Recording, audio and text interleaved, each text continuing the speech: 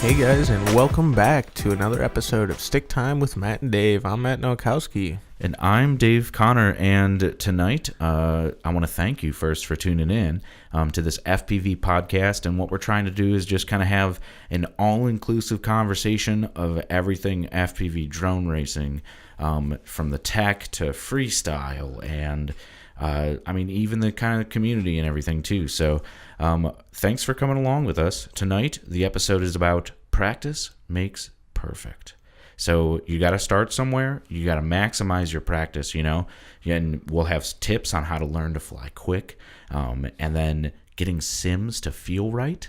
I never can do that, but yeah, we'll try to explain it for you guys. Like, it's tough out in there. Or at least just discuss our experience in hopes of helping guide you on the right path, or hopefully not the wrong path, but to some enjoyment, because that's why we're all here. The FPV is the bug has bit us hard. Yep. So, but even we're at the end, we're gonna conclude things up with a discussion on maximizing your pre-race practice packs. That's a lot of P's, but maximizing those practice laps that you get before you race to really, get the most efficiency out of them. So, I guess jumping in, Matt, how did you start practicing when you first build your quad or had your first quad? How did you start practicing? Because you gotta have to learn how to fly. So how'd you do it? So when I first started flying, I knew I wanted to get into racing. Practicing is definitely a big key of that, because if you go to your first multi-GP event, it's kind of intimidating. Got all these gates, got all these flags. So I was like, man, I got to do something to actually teach myself how to fly through these gates around these flags. So what I would do is, because I would fly with my buddies here and there, but mostly you got to put in the time and effort yourself. You can't rely on other people. So I would go down to my local park down the street, and we had some low-hanging trees and a gazebo you can fly around, fences you can fly around. So the first thing I did was I would just practice flying under the trees, because I knew the gates were... Staying low. Yeah, staying low, because I knew the gates were 5x5, and there was no way I was hitting them if I was 20 feet in the air. So if I could fly under the trees and I can do that appropriately and efficiently, I thought, hey, man, I can hit these gates no problem. Yeah. And I guess I'm fortunate enough to have a backyard. So I have about 5 huge oak trees and maple trees on about 3/4 of an acre. That's flyable. My next door neighbors think my quote-unquote sky toys are really cool. That's awesome. And they have about 15 trees on an additional acre right next door that I'm allowed to fly in. And I guess I kind of live in a municipal area. There's like a pre-built 1990s subdivision directly behind my house, and nobody's ever really complained. I actually had one of the guys come over, and he's a retired Air Force vet, and he goes, I own planes. I think I see the stuff that you're doing. This is incredible. And talked with me about drones for a half an hour in the That's backyard, awesome, man. and just walked over, and he didn't even know I was flying. He's like, wait, you're wearing goggles and flying that? Yeah, that's and sick. I'm like, yeah, dude. And I ran inside, grabbed my spare pair of goggles, and was like, yo, dude, like, check these out. Like, and he was blown away. But like the same thing, first time when you look in the goggles, you're like, whoa. And I tried to take a little slow for him, but I was still kind of a noob at that stage of the game. But and I was just flying through my trees. So I same thing, never kind set of up gates. Yeah, but I guess I had the luxury of being in my backyard, where and it really makes it accessible for me to fly now, because I don't get the time where I could be like, I have a small child. She's 11 months old, my daughter, and so like I can't be like, it's harder for me to be, I'm gonna go to the track, I'll be back in 8 hours, and it's like, rather than just, hey, I'm gonna be out back for a couple of hours, if you need anything, just come and yell for me. Not even a couple hours. My wife, the time is measured in packs. She knows. She goes, how many packs you taking out to fly? Taking 4. Okay. And I'll just go fly 4 packs at a time. Go pop them back on the charger on like a Saturday or something. Yeah. Nap time in the afternoon. Sick. I'm going to take 6. Yeah, dude, that's awesome. Yeah, you're definitely fortunate enough to fly in your backyard with a full size quad. And that's now. Yeah. Which before I flew my first quadcopter drone, the SEMA, in my backyard, but now I do set up gates, and I try to make them as close to multi-GP as possible, if not smaller. Gotcha. And how do you do that? You go to like Home Depot or something, get PVC? Absolutely. Okay. PVC, I had my buddy Blake print me the elbows, so those foldable elbows. Make it really easy. Otherwise, I do have just some regular PVC elbows. Those are usually the most expensive part. It is. Because you have to buy so many connectors per gate. But my tip is I go buy either those bamboo like skewer things that like you steak tomatoes up with, the big thick green ones, you know? Oh, yeah. Those, or the in the wintertime they have the same equivalent, the fiberglass like driveway markers, the little like poles that are just little like orange things. Yeah, little orange things with the reflective stuff on them. And I will take a rubber mallet and pound those in the ground like they do at multi-GP things with rebar, you know, and just put the PVC over them. But the flex of those, it's more forgiving for your quad, and it's more forgiving for the gate. So you don't use rebar. You use the bamboo and then stick the gates over the bamboo or the fiberglass. Yeah, and it has way more bend while it still holds the PVC. It's still like sturdy enough to hold the PVC gate up, but when you crash into it, it's not as rigid. So it has way more flex. You'll break a prop, but you're not going to break an arm. And that's more the DIY way. Because right now, like, you can go online and you can pick up, I think Quaddiction's you can get 2 gates or something in a pack. They're like those soccer goals that like fold up into tiny little like sleeves, like, and you could carry them around. Which is awesome too, because when you hit them, they just like flop over to the other side, or when you hit them the other way, they flop back. So they're just a little like carbon fiber rod or bendable fiberglass, I think they are. Yeah, bendable fiberglass, and then just the fabric itself. So there really is nothing. I think that's what me and Scott did. So like after I did all the beginning stuff, I think we did get some kind of gates like that. I don't think we went all out with the DIY kind of aspect you did. And what we did was we would just put those 2, they might have not even been Quaddiction gates. Those might have not been out then, but they were similar, some kind of soccer goal gate or fiberglass rod gate. And we would put 2 of them out in the field and just practice our 180s. So like the most important part we thought in our heads, I don't know if this is true for some of you guys out there, but the most important part to us was getting those 180 snap turns, like from gate, going through a gate, 180, come back through a gate. Yeah. So we would work that and move the gates in gradually at each other until we got right next to each other and we could do the 180s, no problem. But I'm glad you brought that up, because I didn't start with a whole bunch of gates. You didn't start with a whole bunch of gates. And what I tell people, my buddy Blake, I tell him all the time, like, man, make 1 gate, go out, and just go through it. Yeah, you don't even need 2. You just need 1. Go back through it. Turn around. Go back through it. Just hit gates, because that's going to get you the most comfortable. Flying that low to the ground is intimidating. Flying at the object is intimidating. You're flying at something. I mean, granted, whatever small percentage of sky it actually takes up. Yeah, no, I agree. You always happen to hit it. But I'm glad we talked about this, because we talked about the durability of these gates as well, because that's a big part of practicing, is breaking your gear. Everything. Motors, ESCs, you're blowing batteries, everything you're breaking. So kind of, I guess what I would recommend now. Yeah. Let's hear it, Dave. Put it on me. Invest in a transmitter and fly in the simulator before you fly anything in real life. Even if you want to like be cool, which I wish I would have done from the beginning, but I just didn't have. I was scared. Build your own quad. The first you're gonna need, if you're gonna get into this hobby, you're gonna need a good transmitter.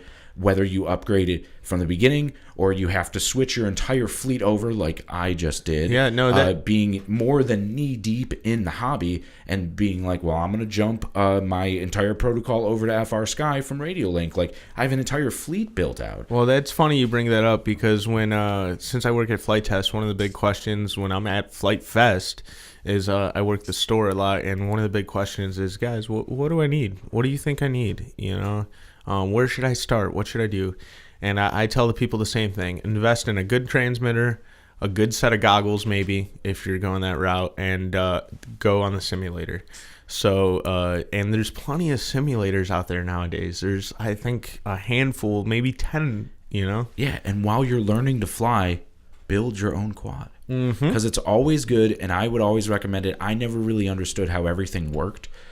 It's easy to repair little things. Oh, I know this motor is broken, but troubleshooting is so hard when you don't understand how everything works. And I feel like the easiest way, at least for me, was to just build it from the ground up, from pieces, to be like, this is what this is what, this does. And I know, oh, if it's flipping like this, it's the ESC. Correct. If the That's now, though, so. That is now. But with the simulators, I don't have a good computer. So the DRL simulator's floaty. And when I first started playing it, and this was the beta. That was before the new physics. Because Yeah. right now, if you guys download it, they do have better physics, and they put a lot of time, money, and effort into making it feel a lot better. It is absolutely incredible now. But I had my settings wrong on my computer.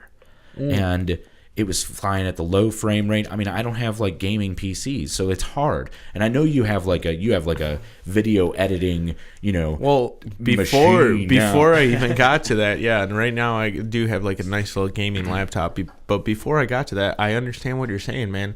Most of the simulators out there demand a higher graphics card and a more capable PC than your average, even, dude, Macintosh, even a Apple Mac, it's hard to run it on that. Yeah. So that's what you got. I think you run it on a MacBook or something like that. MacBook and my iMac, I run it on. But yeah, I got the settings dialed in. When they went to Steam, so much stuff of that game actually got optimized that it cleared so much stuff up. I had been flying Velocidrone. Which is another great simulator for racers. That was the one that I actually felt like it felt more like the real experience. Now, if you talk to me right now, I have dialed in all of my quads that I fly in real life to feel like the DRL simulator. Nice, man. And so their motto, sim life is practice life, is literally true. I found it way easier to tune Betaflight to fly like the simulator than try to tune the simulator to feel like Betaflight. Wow, dude, I've never even thought of it that way. I've always tried to get the simulator to fly like what I'm flying in real life. But if you do it the complete opposite, you fly the simulator, you get comfortable on the simulator, you can go ahead and tune your quads in real life to fly like the simulator. And now this is, yes, and I'm saying this with coming up on 2 full years of tinkering with these things. Yeah. So like it didn't take me long to like, and mostly I'm not changing the PIDs. Mm-hmm. Everybody who talks about your PIDs and changing the values, if you are running any current kind of software, you don't have to the new adjust beta those flights, at all. they fly perfect right on stock rates. Don't touch them. You want to touch your RC rate and your super rate, which is if you're running Betaflight. well, and I'm talking in the simulators. Okay. Yeah. You go for your and Betaflight too. Yeah, absolutely. Yeah, because I think I think DRL actually they mimic or try to mimic Betaflight software. Yeah, so like if you Velocidrone does as well. Same in Velocidrone. Yeah. DRL changes it to the different kind of parameters where it's easy to use sliders. Where Velocidrone, it shows you exactly what your PID settings would that tab Gotcha. Is in Betaflight. Gotcha. Yeah. So if you go in there, it pretty much is 1-to-1 comparison of if you hook up Betaflight in your quad, you'll see super rate, Expo, RC rate. You do it in DRL, you'll see RC rate, super rate, Expo, and you can try to get those similar into your quad and to Betaflight in DRL. Yes, Yeah. and I guess in DRL too, it's important to mention that the Racer 3. A lot of people that I talk to about the simulator, they go, man, it flies like a brick. I have a gaming PC. I know I have my frame rate up. It flies like a brick, and that's how the Racer 3 flies. Yeah, I can attest to that in real life experience because I actually own one of those. And Jaws had told me it before you had actually owned one. Exactly, yeah. I put the Racer 3 up in the air, and it just literally flies like a giant school bus. Like you're flying, what was that cartoon back in the day, the Magic School Bus. You're flying that. Yes. You're taking all your students on a little tour of wherever you're going. But yeah, it flies like a school bus in the air, and they did a real good job of actually getting that correct in the DRL sim, that it flies like the Racer 3. Well, and I've found it doesn't feel like a school bus if you're running high camera tilt and actually racing. The way that the DRL Racer 3 was designed to be raced is full throttle. They wanted that excitement and that speed. So, I mean, with its weight, it, as much as I had tuned in my experience tuning Velocidrone to feel like my real quad, I had tried so much to mimic my real quad at flying the regional course, the Chicago, our North Central multi-GP regional finals. Yep. Last year, I had been flying that track in Velocidrone because we couldn't really set it up here. It was a very large track. It was larger than the actual nationals. Yes. Yeah, so we couldn't actually set it up. And then going there, the larger like regional finals gates that they set up at the multi-GP events, like I got in my head, and also the simulator had betrayed me. I had learned these lines that I couldn't fly with my real quad. And it was too different after I had thought I had it so right. But nothing really improved my flying until I boosted the camera angle in DRL Simulator, trying to get good for the tryouts that they did. Yeah. But boosting my camera angle and trying to fly fast, I boosted my camera angle on all my quads, figured out that that's how you have to fly. Oh yeah, dude. Which, don't be intimidated if you're just starting out. Put that very, very low, and that's going to be really helpful to you. And even on more technical courses, you'll hear even the top level pilots saying, "Oh, I need to bump my camera angle down." Yeah, when I first started out, I was low camera angle too, but I get what you're saying. Like, the camera angle is key. It's like super key in anything you're doing. So if you're flying at a low camera angle, you're going to be looking at the ground more. But if you do the 50, 45 degree camera angle, you're flying fast forward level. Like, Yes. you see the horizon level. And doing that, just like you said, in the simulator, when I bumped it up in DRL, it made the quad feel completely different. Yes, and I think that's a huge step to getting good quick. Is you could, if you picked up a quad and put the 50 degree camera angle, you're going into the ground very fast and Correct. hard. Do it in a simulator. You're not breaking anything. There's no gear on the line. Fly up high, fly around, just hit the reset button when you crash. You get more batteries in. You don't have to be constantly charging, because when you're starting out, you don't have a fleet of 40 batteries like these pros have. I think I rotated 2 batteries for a while. Yep. Like, and back when they were $30 a pop, now 4S is down to more of an affordable level. I mean, if we're talking flying 5-inch quads, but that's, that's, I feel like, where a lot of the excitement and most of the racing is. There are racing leagues across every class, from your Whoop to your Micro, 5-inch, and even the X class too. Correct. Yep. So, but I mean, that's for a different episode. No, yeah, no, we're not even getting into that now. I feel you on the simulator saving a lot of money. Like, it's definitely going to save you in the long run. If you want to practice, you're not going to be breaking as much stuff, and your wallet's going to like you a lot more. Yeah. Which is awesome, because if I was going out there every day breaking a quad a day, dude, I'm not going to be able to survive. I'm not going to be able to eat. No. Because you're paying $40 for an ESC, but rather I can sit in my basement on a computer and I can fly a simulator and I can break it within the first 5 minutes, and I flip a switch and I'm up going again. What somebody told me, that's the same, like, the cost of like a transmitter. Like, if you think of how much a transmitter costs versus buying like a bind and fly or a plug and play drone, $100 for a transmitter, like a decent one. You're paying what? You just got that sweet little Beta HD one with the Cat Yeah, X. 85X HD. And that's $200. Yeah, $199. Guess what? You're gonna crash the drone. You're not gonna crash your transmitter. Correct. No, yeah, that's a good point. There is, like, you definitely want to invest in a decent transmitter. Yeah. But taking that to the sim, and a decent transmitter is going to pay dividends in the sim. The FR Sky Tyrannus, their mini USB plugs right into the computer. My MacBook realized it saw it instantly. I didn't have to do anything. The DRL sim configures to it right away. Velocidrone had no problem recognizing it. You used what did you use for your first simulator experience? First simulator experience, going back to kind of what you were saying, is with you need a high performance for computer for some of these simulators. There's actually a simulator out there called FPV Freerider. And the reason I downloaded this is I was, hanging out with my cousin Rob in the basement, and he had a slower Windows 7, budget computer he bought from Best Buy or Walmart.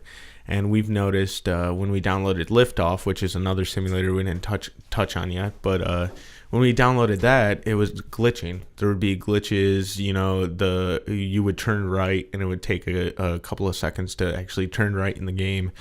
So we were searching for simulators, searching for what else is out there. We downloaded FPV Freerider, and that one actually you can fly on a budget computer.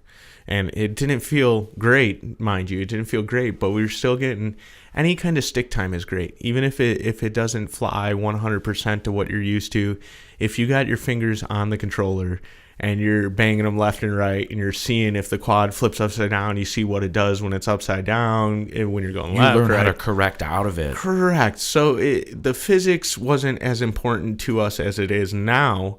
It was more of just getting the feel of the quadcopter and getting, used to flipping it upside down every which way and pulling out of it. And that's perfect for beginners, because that's kind of like where I had started with just like an Xbox controller.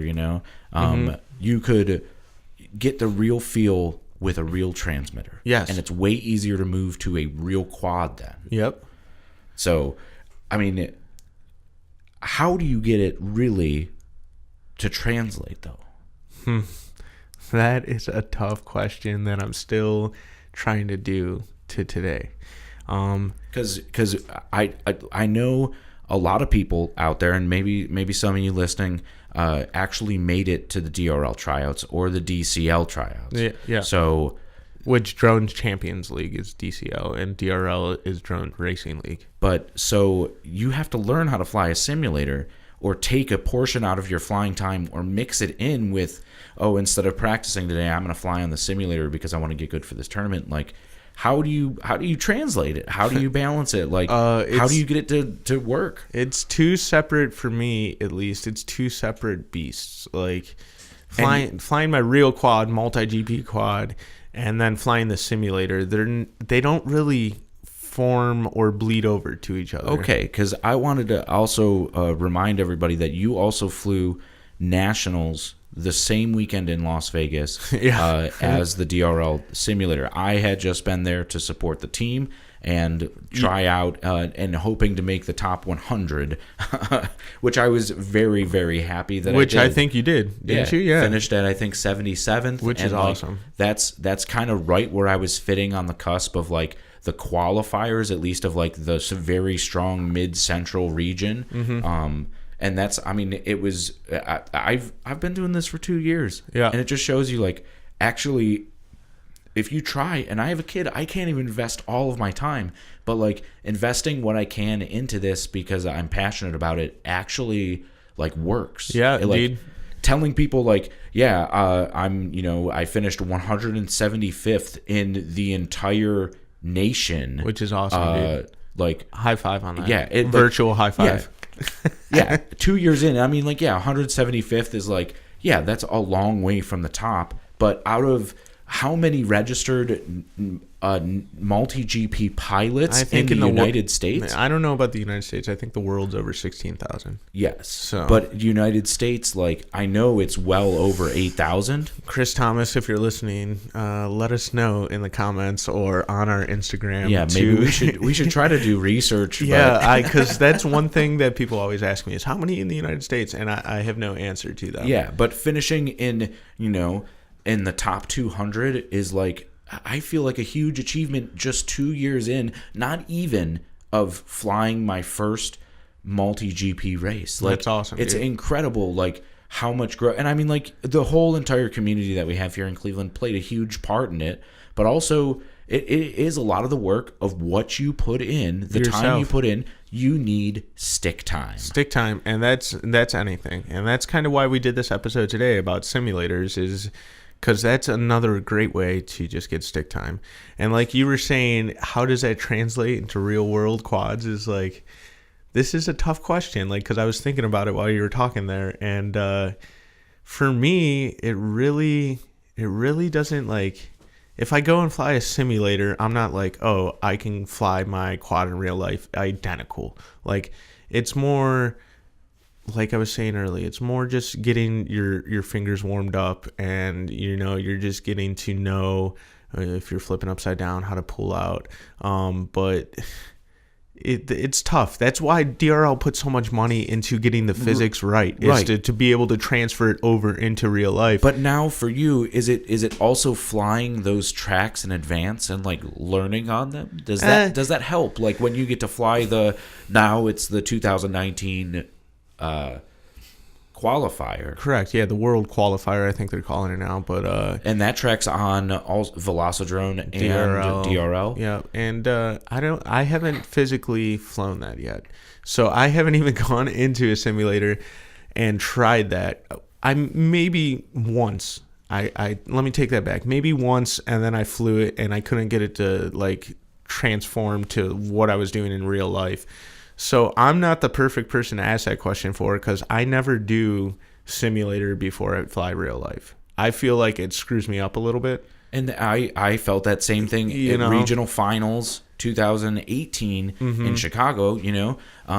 But I kind of had touched on tuning the quad that you're flying in real life to feel like it, and it seems like you keep that separation purposefully. Yeah, I don't know if it's purposely. I'm just used to what I'm used to in real life. So for you, practicing more is real life practice. Yeah, I definitely practice more in real life than I do on a simulator. So now, in between races, how are you practicing? I mean, I guess you have the beauty of having flight test, and I know all of last year you guys had the course set up in the backyard. Yeah, evident in every single video. Correct. And our buddy Neil now, which is awesome. He's got a whole backyard with the regional qualifier set up in there. Absolutely, and that's a beauty of our Cleveland Quad Squad community. Correct. But in between like races and stuff like that, I don't know. I watch DVR.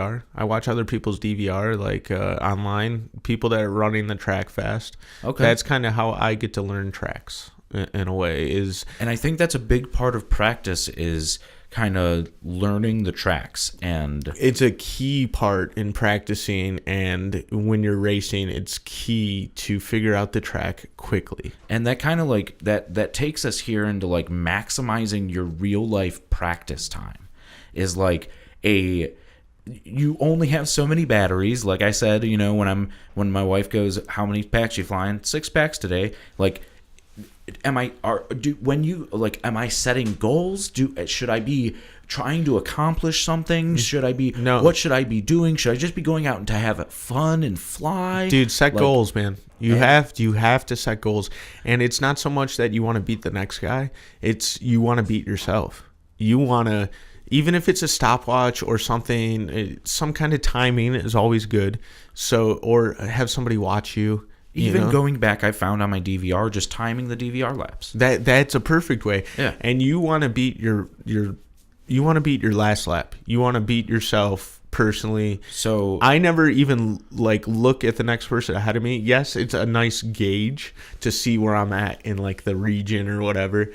But I'm not literally going out there to say, I want to beat Dave. Dave's right in front of me. I Yeah. want to beat him. It's more, I want to beat myself. And if I do beat Dave, that's a win-win for me. You know, that at least that's the way I practice. so that's and a do way. it. That's kind of a really good way of like tuning out the race when you're at races too. Yeah. Is kind of having that mentality, and I guess I have the luxury of being able to practice. And I guess you may disagree with this, but I have the luxury of being able to practice alone. Mm-hmm. So I pop out just in my backyard. I'll set up a track.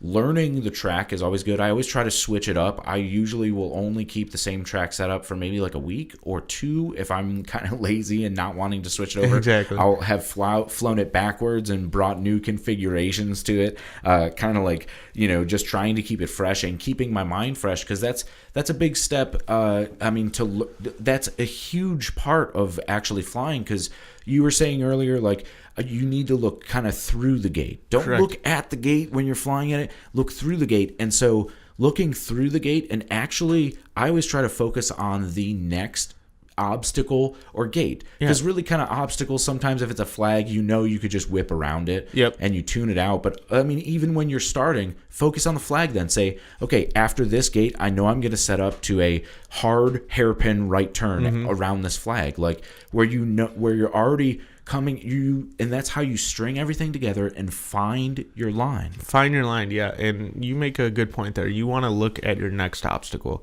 So you're going through a gate, and there's a gate to your left. I'm actually thinking right before I go through that gate, I'm pitching my quadcopter to the left to go to the next gate. So while I'm going through that obstacle, I'm already lining myself up for that next gate. It's like thinking ahead. It's almost like chess. I don't play chess too much, but when I did play chess, you got to think multiple steps ahead. And I'm terrible at it. I'm horrible at it too. I'm very horrible at it too.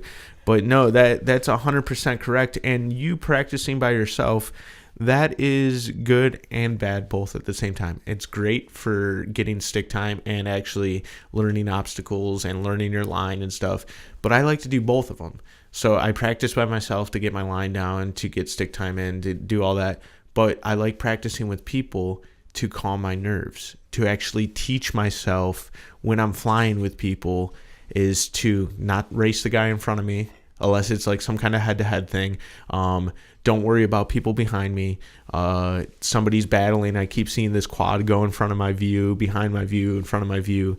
And that gets your heart rate going, dude. Your adrenaline gets pumping. It does. And that's a good way to teach yourself to calm that adrenaline. And if you're practicing with multiple people at your local flying field or with your local club, you're actually, when you go to an event, that's going to help you. It's going to translate to an event because you're already used to racing with people. And I could actually 100% bring credence to what you're saying. Yeah. Because that is exactly my largest obstacle at larger events is getting the nerves down. Yeah. And like, that's a big part of, like, I guess I've never fairly considered it part of like racing. Like, I mean, at least like technically, like the aspects of hitting gates, like if I set up different common obstacles, you're going to have the split ass, you're going to have the Jacob's ladder, you're going to have that split ass top gate, bottom gate, and all the stuff we're talking about. If you go on multigp.com, you can see these obstacles we're talking about. I'm pretty sure they got a list of different obstacles. Yeah, and it's the flag, the slaloms that they always set up, the three or four flag slaloms, which I had set up to practice for the regional qualifier last year. Yeah, but when you're doing those obstacles with people, it's nerve-wracking, dude. It's way different than flying it yourself. Yep. Which I guess I was always trying to focus on the skill of it, and then there's the complete opposite side of the mental factor too. So, I mean, that's something that you could put aside. I mean, actually, practicing with people. And I guess I don't have the luxury then of getting away. So I say I have the luxury of practicing alone, when in all reality I don't have the luxury of getting away to practice with everybody else. Yeah, dude, life takes a hold of you, man. I get it. And that's a part of, you just got to, whatever kind of practice you can get is good. Stick time. Yeah, exactly. Whatever Stick kind time of practice. and find your line. Yeah, it doesn't matter if it's by yourself, if it's with people.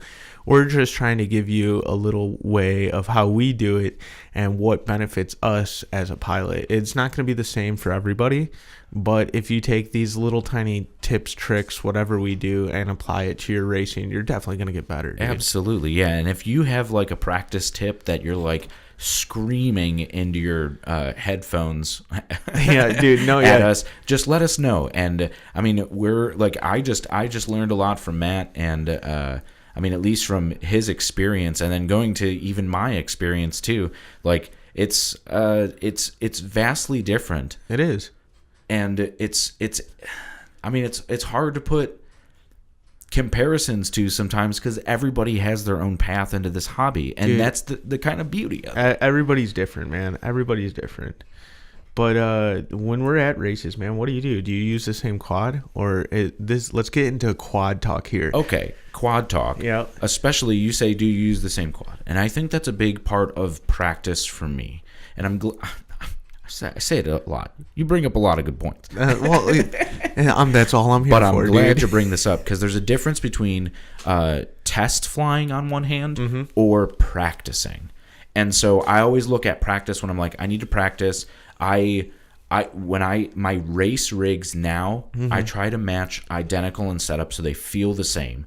And I'll usually try to stick to one main one.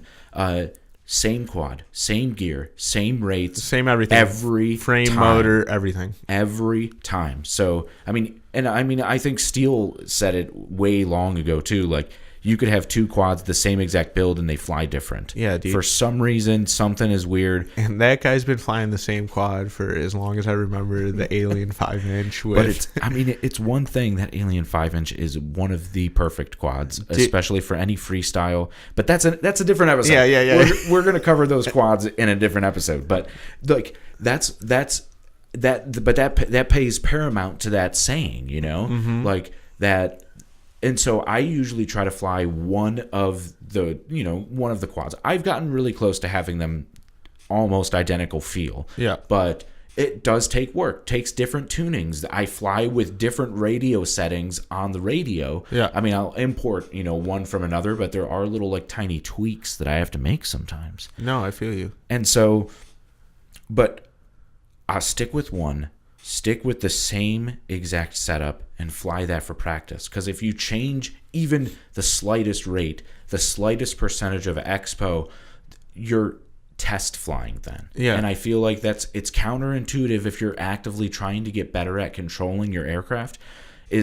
Somebody says, you read a Facebook post or an RC Groups thing, set your D term setting to this and your transition to this, boost your TPA point, and this is going to make it feel great. And you're like, man, my quad's already feeling pretty good, but does it really feel better? Dude. You're always chasing that. Don't do it if you're trying to get better. I wouldn't say don't, but you're 100% correct.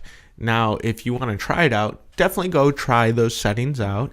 But if it's something that you're like, I can't deal with this, go back to your old one. Always have that old default in the back of your head where you're like, this thing flies great. I'm just going to fly this. Yes. Because with me working at Flight Test there's a lot of new equipment, a lot of new things that I have to try out for the company. And I'll try it out, but if it's not right, I go back to what I'm used to. Because I want to fly great. I want to fly good when I'm racing. So when you're racing, you don't want to experiment with any of that. Right. How long did it take you, though, to find that fallback that feels good? It took a while, man. And that's why I say don't go and say don't try that stuff, but actually try it, because every time I tried something a little different, I would add that into my tune. Well, and that's the problem too, is when somebody's like, especially with like the firmware updates, when it's like, oh no, you got to go try Betaflight 3.4. No, dude, it's a game changer. The only way I would try stuff like that is if we're in the off season and I can try it, or there's no big races coming up. So you wouldn't change firmware during a season, because I wouldn't go and say that I'm going to change my firmware the day before a race. I would never do that. Never do that. I definitely would have to have a couple of weeks, maybe a couple of weekends before I go and try a new setting. And there's guys out there like Evan Turner. I think he's still flying. I don't know if it's correct right now, but when I talked to him at Nationals, he was flying on Betaflight 3.4, and there's already almost Betaflight 4.0s in beta right now. So he's a little couple firmwares behind us, but he's doing that for a reason, dude. If the shoe fits, wear it. Yeah, dude, like Cinderella, man. If it fits, just keep wearing it. If it ain't broke, don't fix it. Yeah, that's another good saying as well, man. And it says the same thing. Yeah, they're both the same saying, but it's okay. Yes, but and that's, I guess, something, because I got trapped in a vicious cycle of trying to chase a better tune. And adjusting my camera angle at the same time, and oh man, I want to try these new motors out, and Do one thing at a time, wait, dude. these props. No, I'm switching from HQ to GemFam. No, I'm gonna fly the Dell Cyclones. Like, there's when you start changing too much stuff at the same time, and I guess like it was part of the growth and it was exciting and I liked doing it, but it was counterintuitive to actually me getting better as a pilot. Correct. And so there's a fine line that you have to tread, but some of those upgrades, like when everybody's like, oh yeah, switch to 3.4 when 3.4 dropped and it like changed the game, like prop wash was gone, those like transition settings and the filtering, like completely improved. There's definitely parts in the hobby where it's like groundbreaking, where like everybody should kind of upgrade to it, because the devs at Betaflight and everything are definitely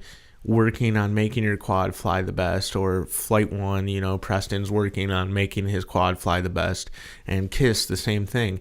And there's points in that timeline where they're like, hey, this is, new, great, and you should definitely switch to it.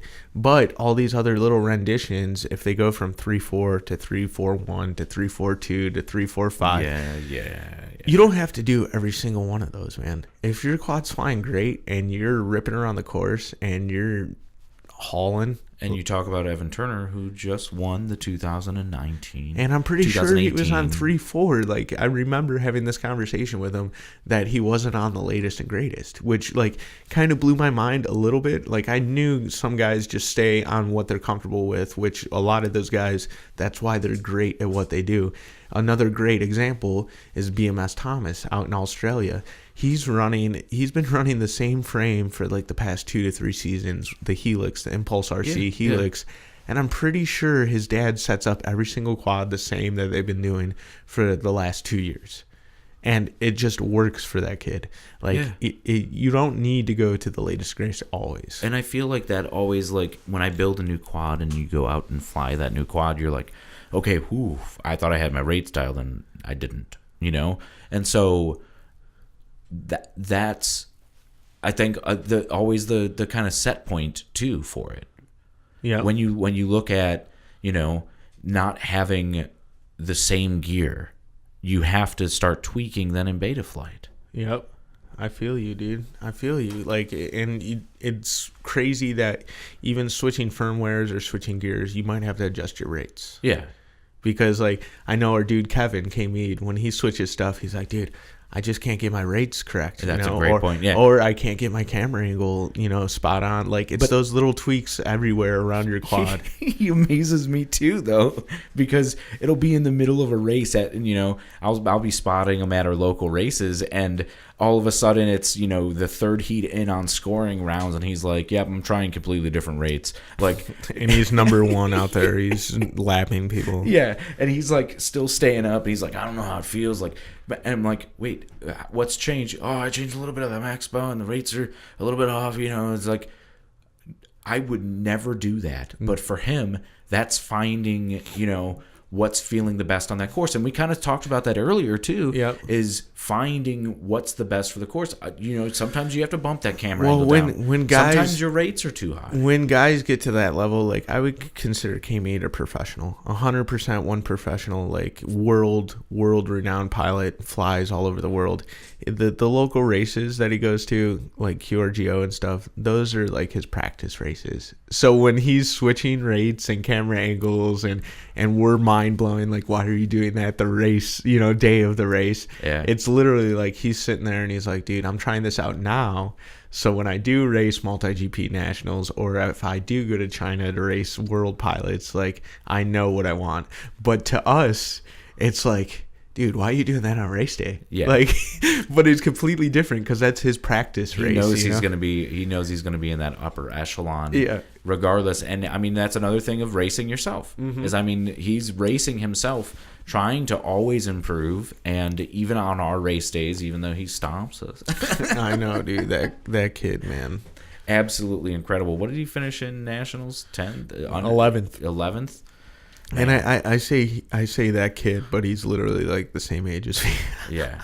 He's just a little bit smaller. Dude, great guy. I love this guy. Absolutely. If you see him around, yeah, I mean, you guys, I know you've met him. Yeah, a lot of people out there have met him at. If you go to any big events, like he's there. He's absolutely incredible, dude. Super chill, super laid back. And I'm just so happy that he's a part of our squad too, because it's a lot of like, oh, represent the K-Mead speed. But I mean, that's something too. I know a lot of these communities have dudes that are like in the upper echelon, like Indianapolis has Nurk and Jaws. The Atlanta crew is the Atlanta crew, the world famous. You got Vanover down in Texas. Absolutely, yeah. The South Carolina crew coming up, Yes. All the Florida guys, like these small little pods of people, they all have their like, we have our pro. Dude, and those guys send it, bro. They like do. Straight up send it, man. Like, I wish I can send it like those guys do, but I'm more of a like controlled speed kind of guy. Like, I like to go out to the race, and I mean, I'll send it eventually, but when I'm practicing and actually starting out at a race and learning the track, I like to just take my time. Well, you have to actually make gates and finish laps to get laps. Yeah. It doesn't matter how fast you are if you're not completing laps or crashing no, out. 100% correct. And you have to learn the track before you can actually send it. But these guys' minds, like, they already know the track before they even race it. Like, they walk it once and they're like, oh, I got this.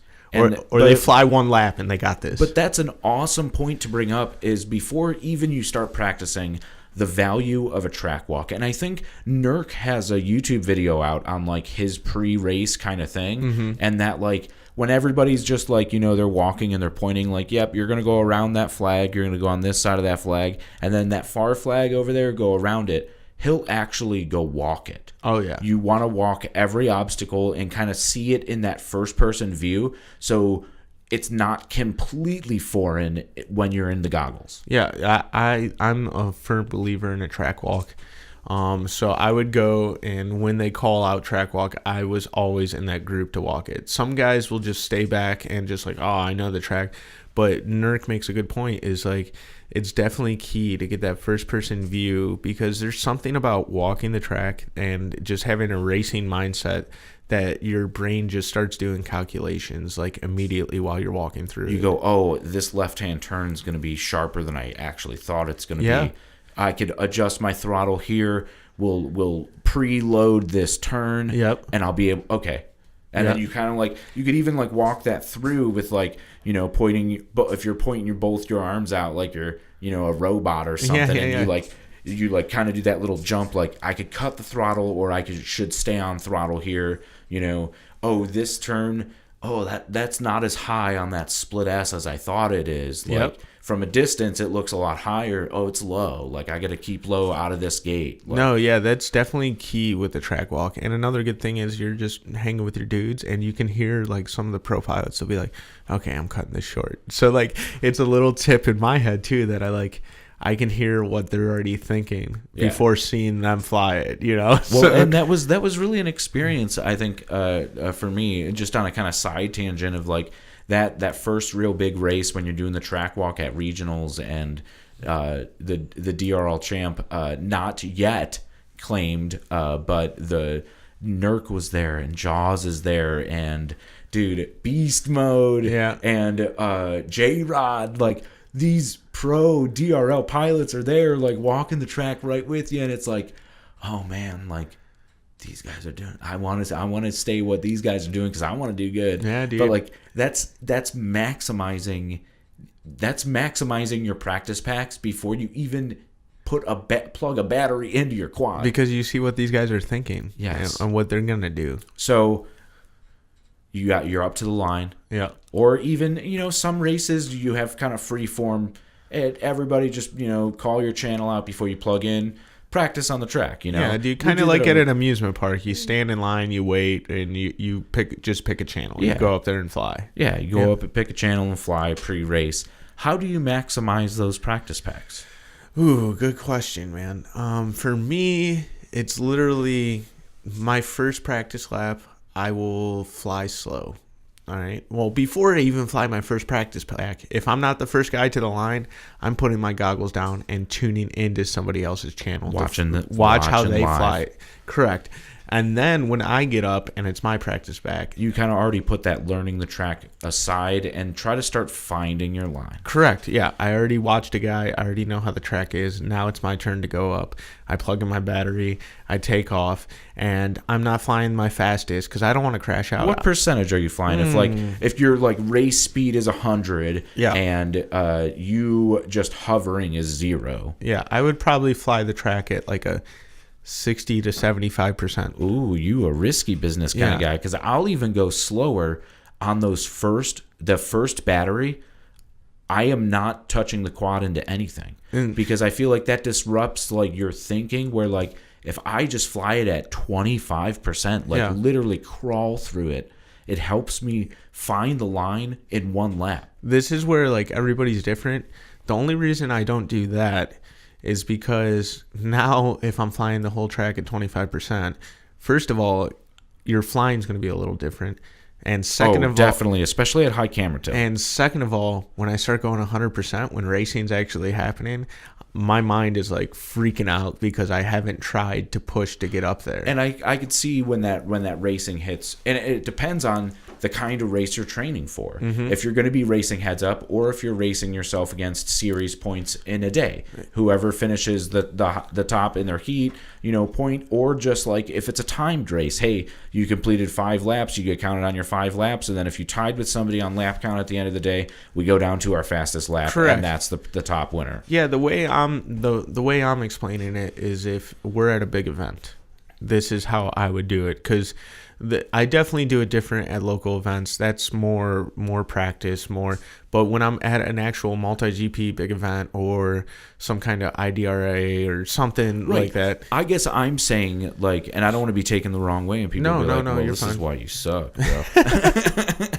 But nobody sucks in this sports / hobby, dude. We're all getting better. We're all learning. So you don't suck. Yes, Dave. But I'm saying like, maybe that 25% for the first lap. For that first lap, oh, okay, not the first pack. Yeah, not the first pack. By the first pack, by the end of the first pack, I 100% agree. I want to be flying that 60, 70%, maybe even push and start to the 80% range. But depending on the course, if you haven't learned the track and don't know your lines, then yeah, it's going to be a 25%er or a 45%er after that. Like, I'm not rushing to put on the heat. I want to know that I make sure I know what turn is next before every single obstacle. And I found an easy way to compartmentalize tracks is like try to loop as many sections you can together. Okay, well, this is a slalom starting on the right, left. Okay, then immediately after that is a hard left into a split S gate or whatever. And then that's it. Compartmentalize that. After that, I know I'm going to do, okay, here's a Jacob's ladder down, a top, bottom. Okay, then after that, we're going through this tunnel. Okay, then it's a left flag. Like that's one section. Just try to remember kind of like, I don't want to make this like super simple, but like the combo moves in like Tony Hawk's Pro Skater or something. Like, dude, I used to love that game. Exactly. But like think of each section of the track as like a combo, and then that helps me think like, when you're looking at a gate, don't think of the gate. Think of what's immediately after that. And that's what helping running 25% or 45%, 50%, 60% helps you realize. Dude, that's you bring up a great point with the combo thing, dude.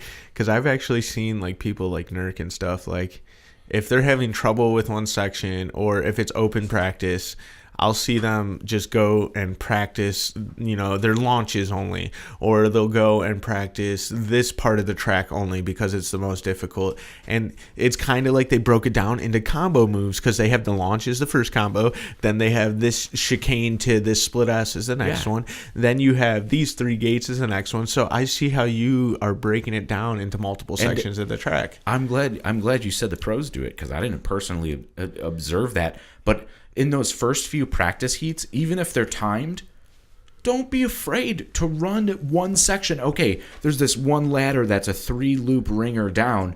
Don't be afraid to, as soon as you get to the bottom of it, go, that didn't feel good. whip right back around and hit the same obstacle again. Yeah, dude, there's nothing against it. That is what those practice packs are for. Yep.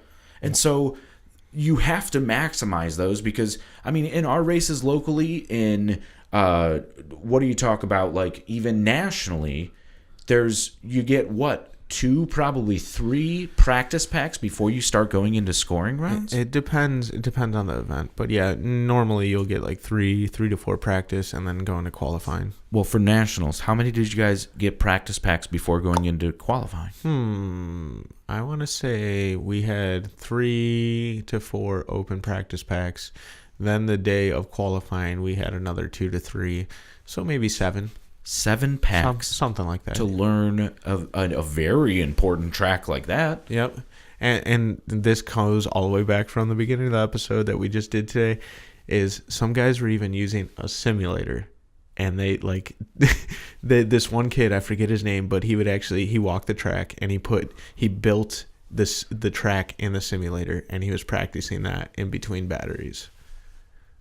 Amazing, right? Dude, Dave's over here just like stunned. He's like, I can't believe this kid just did that. Yeah, dude, he did it, bro. And that's how he practiced. He did the walkthrough, he did his practice packs, and he used the simulator all together. And I mean, whatever works for you, because we're all different. We are all absolutely different in how we find our things. Guys, if you have any pre-race practice, I know our buddy Johnny Flies actually talked a lot about optimizing those packs too. In almost every single one of his like race recap videos, he talks about like going back and doing that stuff. I know Nurk even talks about like watching the DVR after every single battery he flies on race day. Dude, Beast Mode does the same thing. He'll watch the DVR and then he'll actually hold his controller and pretend like he's flying it. And so you feel where you could improve and be like, oh man, why did I lay off throttle here? It boosted me way too wide. I know in that chicane I'm going to have to stay on throttle. In that, Jacob's ladder, I'm going to have to stay on throttle. Going into that tunnel, let's stay on throttle instead of back off. And you get, I mean, it's different than even watching somebody else on, like if in between heats, I'm saying, like putting on your goggles and watching live, like, but no, watching your yourself. Reaction, how you reacted to the situation in the track really, really does paramount. But guys, yeah, if you have any tips of your own, leave them in the comments below right here. Yeah, let us know, guys. Yeah, give us a shout on Instagram or Facebook, and we're gonna be, we want to hear from you. We want to be amazed, just like we kind of were just opening this discussion up tonight. I think it's what a lot of people don't talk about practice all too much. It's all about the race. And practice is a big part of actually learning how to fly, and you could do it quickly on a simulator. DRL just had that video out of that dude who flew 10 packs, and he's flipping freestyle, doing his flippy doos in the woods. Like, dude had only flown 10 packs through a real quad because he had played the simulator and learned to fly on a Tyrannus, took those same skills, moved it, and in those 10 packs, I mean, in my first 10 packs, I probably broke almost $200 worth of gear. We're going to leave you with one thing, guys. This is the end of the episode. And the one thing is practice makes perfect. Get out there, practice, stick time, and fly with your friends, fly by yourself, and just get out there and you'll get it going. You're not getting better if you're not flying. Does anybody else in this world feel like me? Feel like me? Feel like me? Feel like me? Feel like